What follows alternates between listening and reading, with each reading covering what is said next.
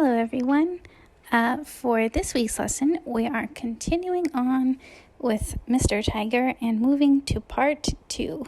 So last week we made our tiger's face and paws and tail. And this week we are focusing on the background and adding in the plants to make it look like our tiger is at home in the jungle.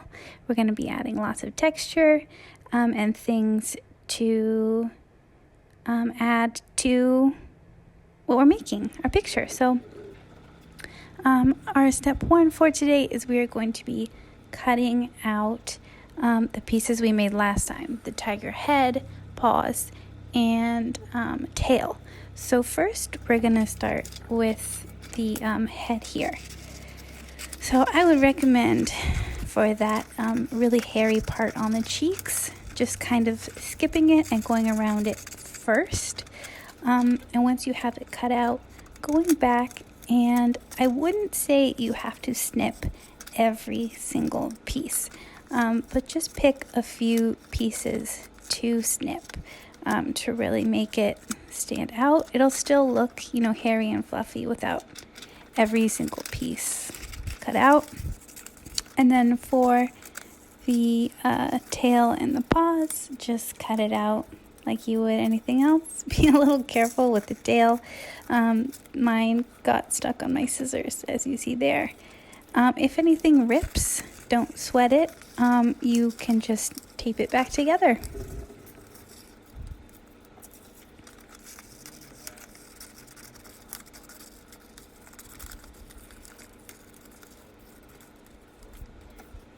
Once you've got those cut out, put them to the side. Make sure you clean up your scraps. And let's move on to step 2. So for step 2, we are going to need some colored paper for our background. We're making the greenery, the plants, the trees, leaves in the jungle. So you have 2 options here. You can use colored paper, or you can make your own. I did not have colored paper at home, so I made my own. So you start with 3 pieces of paper if you're doing it this way, and I have 2 different colors of green. So for the first 2 pages, I'm going to color all over with my light green. There are a few different ways you could do this too. If you have paint at home, you could definitely paint in your background. But I want to get lots of different texture and colors in there for our greenery. So now I'm taking my dark green and I'm rubbing it over something that has a hard texture. Like we did for the snake. Remember, we ran your fingers over something. That object is probably pretty safe to use again for this part if you're choosing to make your own papers. If you're not, you can just kind of skip this step. So yeah, those are our 2 pages for the greens, and then I'm going to make 1 page for some flowers.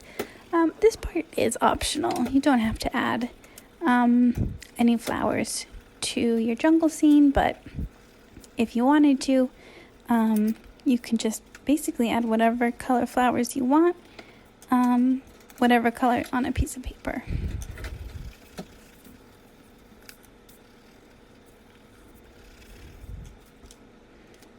And then put that aside. So now we're on to step 3. We need to cut out our leaf and flower shapes. So I do a variety of leaf shapes here. You can do the same ones. You can do different ones. If there's one that you like, you can do more of that. I really wanted to show you a variety of different shapes. So for my first one, I'm folding it in half and I'm drawing the shape on the back. I think that's the best way to do it because then you don't have to worry about the lines showing if you don't cut close enough. So first I'm making the shape. It's basically a spoon. And then I'm gonna add some leaves on the side, and this kind of looks like a vine.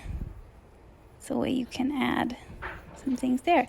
Oh, I also wanted to add, if you have plants or anything at home, you can totally go ahead and put those in the picture as well. If you have any like vines or drapey plants, you could find a way to get those in too. So there's my two leafy viney plants. I'm going to put those to the side and work on my next one. So I'm going to cut this paper in half and do different ones on each side.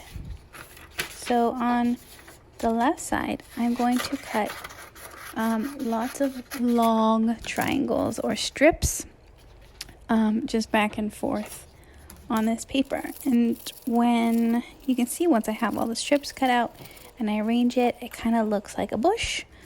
And that's what I'm going for there. That's how I'm going to use it in my composition, my picture. Put this to the side again, and then for the next one, I'm going to fold it in half and draw a leaf shape from corner to corner. I'm going corner to corner here diagonally and not vertically or horizontally so I can get the most space. Once I have this, I'm going to cut it out, and then kind of like I did for the tiger's cheeks, I'm just going to snip out some pieces of the leaf. Perfect. So last up, I am going to do the flowers. Totally up to you, whatever flower shape you want to do. I'm doing two different ones in this video, so I'm going to fold my paper in half and cut it, and I'm going to do two flowers on one side and two flowers on the other side. Two different kind of flowers.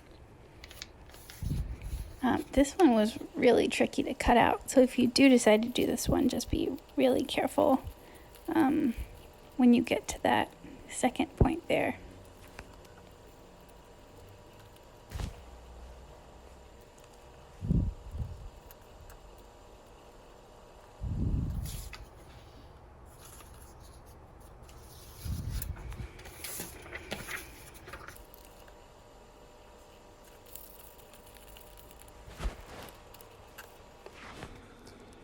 Okay, once you have all your pieces cut out, you're ready for the last step, step 4, to arrange the composition.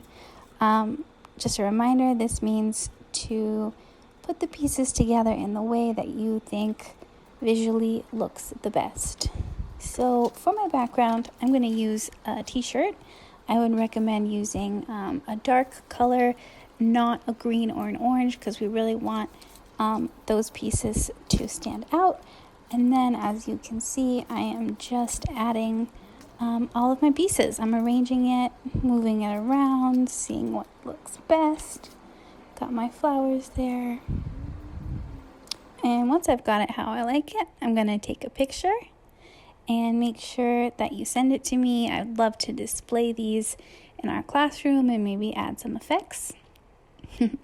I can't wait to see what you create. Good luck.